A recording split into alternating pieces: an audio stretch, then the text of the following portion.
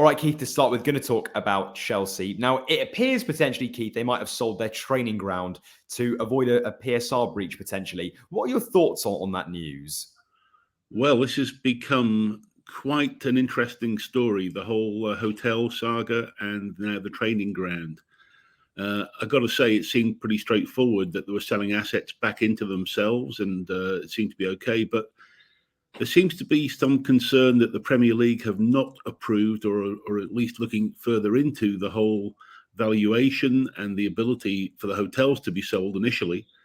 And certainly with the training ground, I've got to give credit to Stefan Borson, who's become a recently published sort of PSR expert, and he did some digging and a bit of a bombshell the other day when it appeared that the land registry details about the Cobham training ground aren't quite as clear as it might be presumed in terms of the sale. Along with that, I think when I looked at the dates, I think back in 2015, it was valued at about 23 million. And now they're claiming it's worth about 150 million in 2024. Now, obviously, we know that that part of London is a very high value property side, but it would all depend on the planning. And I understand with Cobham, the training ground, there are some pretty severe planning restrictions about greenbelt, etc. So unless that had been shifted to become residential planning ability, then I think that could be hard. But then, of course, why would they sell the training ground back to themselves to build houses? They wouldn't. They'd want to keep the training ground. So it would seem that there's a bit of a stretch in the valuations there.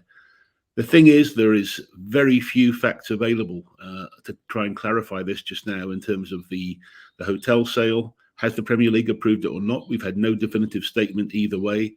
And certainly on the training ground, it does appear there's a lot of legal action behind the scenes in terms of the actual registry of the title of the land. And that would lead to the valuation. So it's going to be interesting. I think it appears from the outside that the Premier League are very unhappy with the manoeuvre that Chelsea's trying to pull. It'll depend whether this is all within the rules or not, or we shall have to wait and see, because this is a very interesting one. And certainly it could end up in a bad position for Chelsea if things aren't quite done the correct way. On top of the sale of the hotel, Keith, which we've discussed in previous episodes, do you think Chelsea are capitalising on sort of the unclear rules, that grey area around PSR? Or actually, do you think that this is a form effectively of exploiting them? Where do you stand on that? Yeah, look, I think we know that the EFL has a different rule on this than the Premier League. And certainly the EFL saw a lot of misuse, if you like, of stadiums being sold back into investors' companies.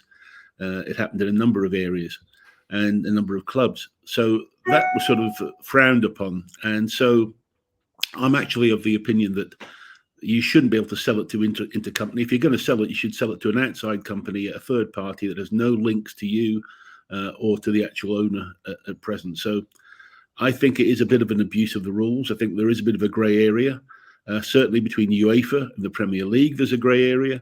And so I tend to be a fan of trying to close this loophole down and making, it's meant to be that clubs stand on their revenue as much as possible, unless the owner can come in. And, the Chelsea owners seem perfectly wealthy enough to be able to support this in some way without increasing the debt load on the club.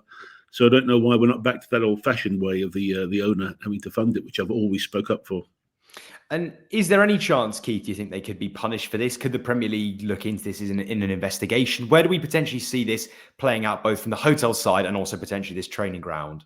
Well, it would mean that if they're not allowed and they can't reach the correct valuations that Chelsea have put on these sales, then, of course, they may well be in breach of PSR, which would lead to what we've seen with the Everton and Forest situations of potential points penalties being deducted, etc.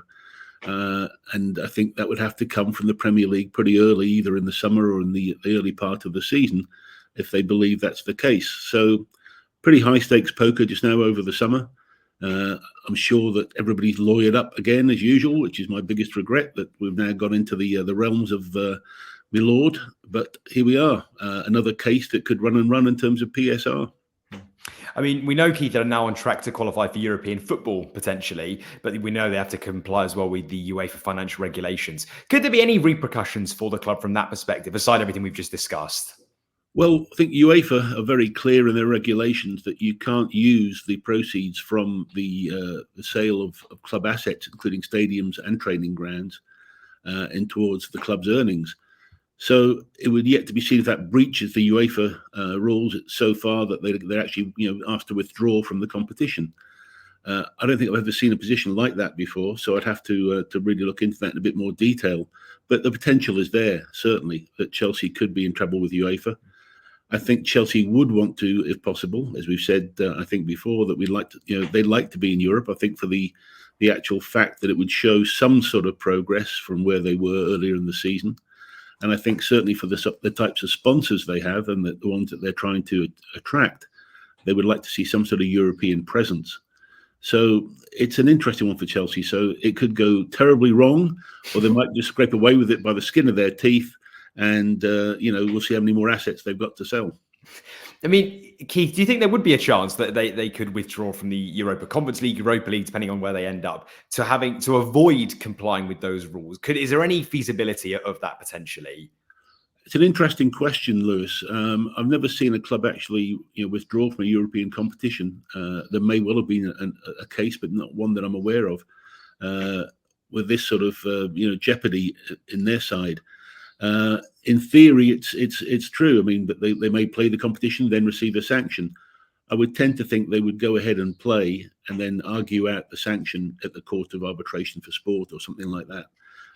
We'd have to see how it plays out. But I think they would fight the authorities. And as we've seen before, UEFA have not always been entirely successful in winning their cases against clubs in this sort of area, i.e. Man City. So we'll see how it goes forward. And talking of that, Keith, we know the Premier League and UEFA need to seek any sales for fair market value. Is there pressure on them then to reject the Chelsea deal potentially? Yeah, as I mentioned earlier, I think the fair market value is one big area that they're going to be looking into. I say to go from what was, I think, 23 million in 2015 to about 150 million, apparently, is the value put forward.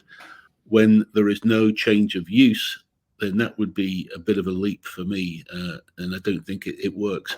As I say, normally with land, if you get a change and you get planning permission and you're able to build residential, commercial, or some other type of facility, then that would mean that the value of the land would go up to those sort of levels. But with Chelsea selling it to itself, it would carry on being a training ground, as far as I'm aware. So I don't see where the big increase in valuation can come from.